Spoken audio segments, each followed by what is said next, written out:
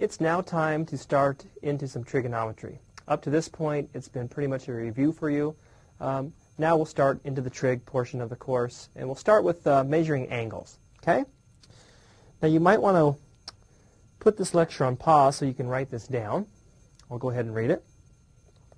An angle is determined by rotating a ray, which is just half of a line, about its endpoint called the vertex. So I'll just start with a point here.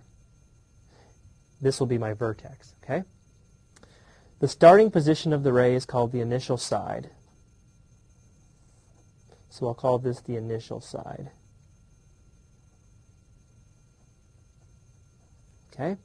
And then we're going to rotate a certain number of degrees. So say we rotate to here. I draw a ray, and this is called the terminal side. Okay? So there's my angle. So we have a vertex here, I have an initial side of the angle, and I have a terminal side. And this right here is our angle. All right. Let's talk about positive and negative angles. Again, you might want to put this on pause and write this down. Positive angles are generated by a counterclockwise rotation. Negative angles are generated by a clockwise rotation. To label angles in trigonometry, we will use Greek letters such as theta, alpha, and beta. I will always use theta unless I have more than one angle that I'm talking about. Okay? So I will usually denote my angles as theta. So let's take a look at a couple examples. Remember, if I rotate in a clockwise or a counterclockwise fashion, that will be a positive angle. So maybe I rotate this way, and I'll just call it theta. And theta would be a positive angle. Okay? I could also start with my initial side and rotate in a clockwise fashion, and this would be a negative angle. Okay? So counterclockwise will be positive angles. Clockwise will be negative angles. So let's sketch a couple. Okay. Now when I sketch these angles, I'm just going to start by drawing a Cartesian coordinate system. Okay?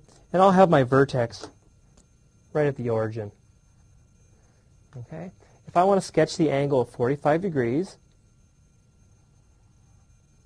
there's my initial side.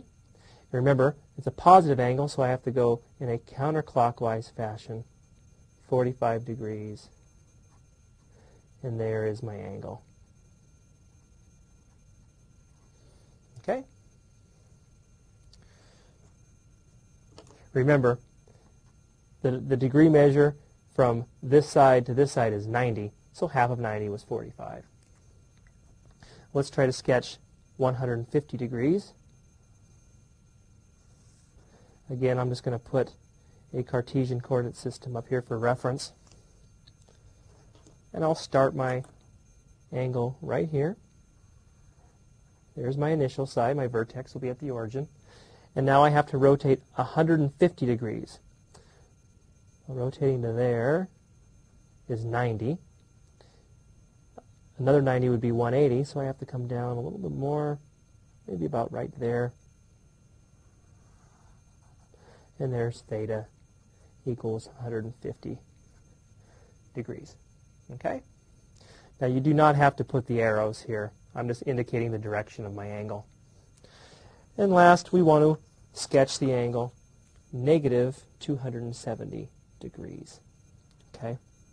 So let's go ahead and draw another Cartesian coordinate system. Okay.